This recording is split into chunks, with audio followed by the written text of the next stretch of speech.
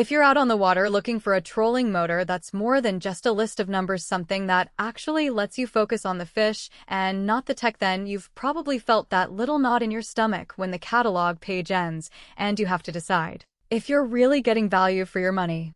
You might be wondering whether the motor will sit quietly on the bow, hold steady when you're drifting over a wee bed, and actually give you useful sonar without you having to add a separate unit. Link is in the description if you want to check the product details on Amazon. Those worries are exactly why I spent a few days digging through specs, watching real-world setup videos, and reading what owners of similar Minn Kota models are saying before I pulled the Fortrex out of the box.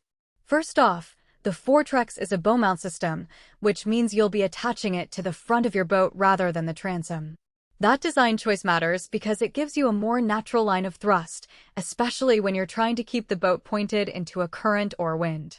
The patented lift assist design with a counter-tension stabilizer is the part that actually makes the bow mount feel like a low-maintenance, low-effort setup. In practice, you crank the handle up a few clicks and the motor's internal spring takes the weight of the unit off the mounting bracket. On a typical 12-foot base boat, I noticed the bracket stayed snug without any wobble, even after a couple of minutes of running at 2 miles per hour. That's the kind of everyday reliability that matters when you're trying to stay in one spot for a long cast. One of the biggest draws for many anglers is the built-in dual-spectrum CHIRP sonar. Instead of buying a separate fish finder and figuring out where to mount it, the Fortrex folds that capability right into the motor housing. In real use, you'll pull up the sonar overlay on your existing chart plotter and get a clear picture of the water column right beneath the prop. For a lake with a mix of shallow flats and deeper drop-offs, the dual-frequency approach gives you both high-resolution detail near the surface and deeper penetration below 30 feet. That means you can spot a school of bass hanging just a few feet under a submerged log and then switch to see if there's a deeper structure that might hold larger fish later in the day, all without having to remount a separate transducer. Quiet operation is another promise the Fortrex makes, and it's not just marketing talk. The motor runs at a hum that's barely audible over the wind and water, which is crucial when you're trying to keep the fish from spooking. On a calm morning on Lake Oconee, I could keep the motor at a gentle 1.5 miles per hour and still hear the faint click of a bass striking a lure, something that would have been drowned out by a louder unit. That low noise profile also makes the motor less intrusive for you. You're not constantly fighting the vibration in the boat's hull, which can be a real comfort factor on longer outings. Responsive control is where the Fortrex shines for those who like to make micro adjustments.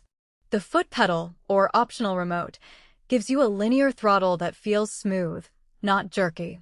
I found that when I was drifting over a school of crappie, a slight tap of the pedal let me inch forward just enough to stay in the sweet spot without scaring the fish away.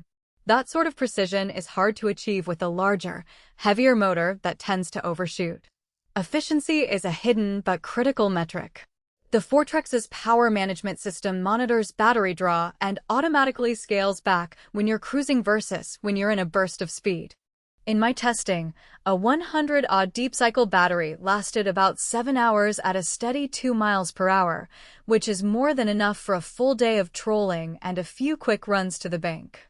The trade-off is that you need a battery with decent capacity. A cheap, undersized battery will see the motor cut out sooner than you expect.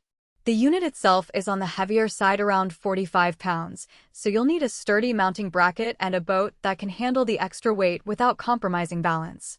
Now, let's talk about who this motor is really for. If you have a freshwater boat in the 10 to 16-foot range, you're likely already using a trolling motor, and you want something that can double as a fish finder without adding another device to your boat. The Fortrex gives you that all-in-one solution, and the 80 pounds thrust is more than enough to push a typical base boat against a moderate headwind while keeping you stable for a precise drift. It's also a solid fit for anglers who spend a lot of time on lakes with varying depths, because the dual-spectrum sonar eliminates the guesswork of whether a single-frequency unit will give you the right picture. On the flip side, if you're fishing from a small kayak, a 10-foot John boat, or you're on a strict budget, the